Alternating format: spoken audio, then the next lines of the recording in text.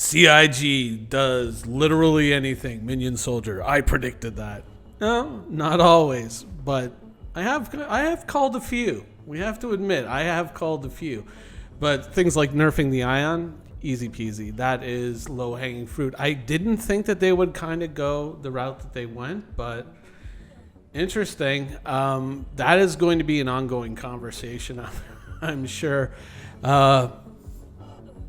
Nobody really wants to buy a ship that doesn't really work anymore or works far less well than it did.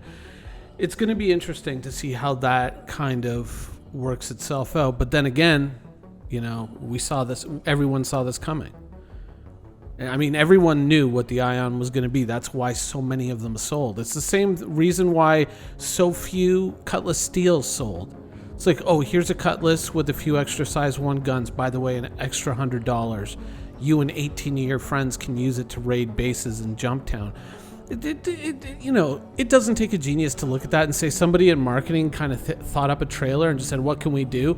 Oh, we'll use the Cutlass and we'll do the window guns because we talked about that before, and we'll just put it all onto, this version of the Cutlass, and we'll charge an extra $100 for it. And it was totally stupid. If you had taken the original Cutlass and just said, you know what, it's standing room only, that's it, don't put in the extra seats, and just add the option to have those door guns on an original Cutlass, you would have done a lot better. You would have done a hell of a lot better. It doesn't take a genius to see these things. It just takes someone who, plays the game, and and not somebody who clearly does not. But all of these things aside, there was another comment that I really liked, because it's the comment that landed me here in prison. If you drag the body over to your ship, you can loot all this stuff into your inventory. I'm like, oh, sweet. So this is the character that I normally do my legal side of the world with. I have 2 accounts, right? One side facilitates the other. And in this case, this side facilitates my interactions with the legal, ethical, in some people's view, side of the Star Citizen universe. And I was doing one of these new missions where you kind of go into the bunker, and the bunker is being invaded by Nine Tails commandos or whatever, and you got to help the local security forces. And one of the local security forces decides to just kind of pirouette in front of my gun whilst I'm shooting a Nine Tails, and so we get some crime stat. And add to that, I guess someone else was coming to the same security post on Yellow that I was at, and I was busy dragging Nine Tails corpses out of the bunker to drag them over to my ship to loot all their armor into the local inventory of the ship to bring it back to Grim Hex. And ba-bing, and here we are. We're in jail. It's it's fun. It's enjoyable. It's great. But it kind of does bring me back to that point where I kind of feel that we should revisit the idea of allowing other people to hack down others' crime stat. I don't think it should be an easy thing. Let me give you like kind of a vague idea of if I were asked what I wanted to do, what would be my broad strokes approach to implementing this with as little changes to the existing systems or waiting for a new system to come into play in Star Citizen, how I would go about it. Now, of course, longtime viewers will know that I predicted that, and also that I would probably suggest this ship here, Original Herald. Sad that it's no longer the Original Herald. Who would have thought that people would like asymmetrical ships? I don't know. I guess someone predicted that. But oh, I'm sorry, I'm having too much fun with that comment. But what I would like to see is, let's say you're the hacker. Someone approaches you. They're at Grim Hex, and they're just like, man, I've got 5-star crime stat. I've killed so many NPCs, so many people. I want to be able to go buy guns at this station or guns at that station, but I can't. And we can't really carry guns as cargo and deliver them to other. Well, we can and we can't. We could equip guns onto another ship, bring it over, and then maybe do a trade with another. Actually, no, we can't. We can't really trade those guns with another player yet. Oh, interesting feature we might like to implement in the future. But what I would say is, the player can't get around, can't play the game because he's got crime stat.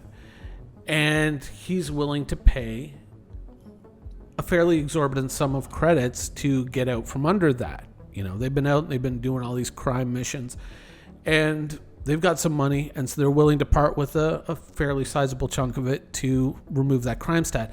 Numbers to be determined later by the player economy. So, as the hacker, what would you have to do? Well, I would say that, let's say you wanted to do this at SPK, right? So, you have a comm array satellite around Chelon, and you also have SPK there. So SPK would be governed by that comm array satellite. Anything that happens on SPK would be relayed to the authorities through the comm array satellite. So every once in a while, you would get a mission that says, comm array maintenance. So let's say your hacker disguises themselves as a maintenance worker. And for the most part, they go and they do these low-hanging fruit maintenance missions where you just go in, you purge the log, whatever, add, reset this, reset that relay, maybe change a fuse, something like that. And then you go. And that's your day job, so to speak. But your side hustle is that you hack crime stat down for people. So when you get a mission for that particular comm array, you say, listen, I've got a mission right now to go to do this comm array around SPK. You want that crime stat hacked down. I can hack it down and prevent myself from getting crime stat, and no one will know that I'm there, because what I'm going to do is I'm going to go to the comm array, and I'm going to set it into a diagnostic cycle for 40 minutes. I'm just going to report back when I complete this mission that, something might be wrong with this, or, the ion reactor, or the dilithium crystals, or whatever. And so I'm putting it into a diagnostic cycle, should be back up in 40 minutes. No problem. You do lots of missions for us, so we trust you. So, the hacker has to do a lot of work, obviously, for this organization to get that level of trust to do something like that. The more the level of trust, the longer they can knock that comm array down. Once that comm array is down, then they could fly up to SPK or close to it and just kind of glide over there stealthily in their EVA suit, and then go inside and hack that crime stat down, and none of this would be reported. None of this would ever appear because the comm array is down. So that gives really it allows you to hack down the comm array, not gain crime stat for it, and fulfill perhaps criminal missions or player missions at the same time. I think that would be a very interesting thing, because in terms of a player being able to get rid of their crime stat, it makes it not an automatic, find hacker, click button, crime stat gone.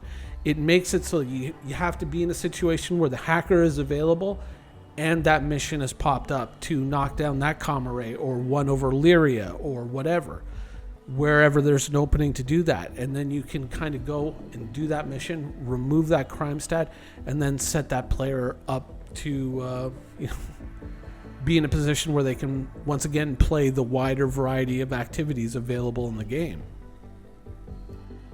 It adds a value to earning your reputation up with certain missions, right? Earning your reputation up with doing these comm array missions as a legitimate player gains you access that you need if you want to be a hacker in order to do some stuff under the table. But because it's not entry level, because you have to earn your way up to it, that means it's something that has a value, something that you can sell to other players. And I think that anything where, I'm a fan of these events, and I'm a fan of the fact that they're going to be triggered by players. But where players can set themselves up with a certain amount of skill or with a certain amount of effort that they put into the game, that they now have something that they can sell, whether it's a service or an item to other players. I'm always a big fan of that in video games. You know, whenever I've played other MMOs, one of the first things I look at is, oh, what's the crafting like? Can I craft high-end items? Can I sell those to other players? How do I farm the ingredients? I love that shit.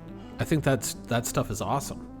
And to be perfectly honest, I would love to see some of that stuff kind of populate into Star Citizen.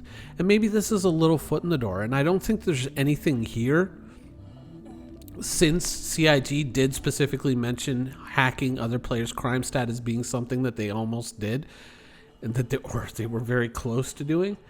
I think that this is fairly low-hanging fruit, and it would be nice to see a team kind of diverted onto something like this rather than like, oh, hey, guess what? Surprise, surprise. We made some more improvements to mining because everyone owns a mining ship, or if we just keep doing more mining stuff, then everyone will buy a mining ship, you know? It would be really cool. And I don't think it's something that has to be dependent on owning a Herald or owning a Mercury Star Runner, though maybe there are some added features that could come in with those ships at a later date. Obviously, we don't, you know, sorry, Chris Roberts, we don't mean to rush you. We know how much you hate that. But I think it would be cool. More reasons to interact with other players beyond just at the barrel of a gun, you know? It would be cool to see, and ways to, if you're willing to put in the effort and the time and the investment to game around the crime stat system a little bit and to test out different ideas. I think that would be kind of a cool thing to do.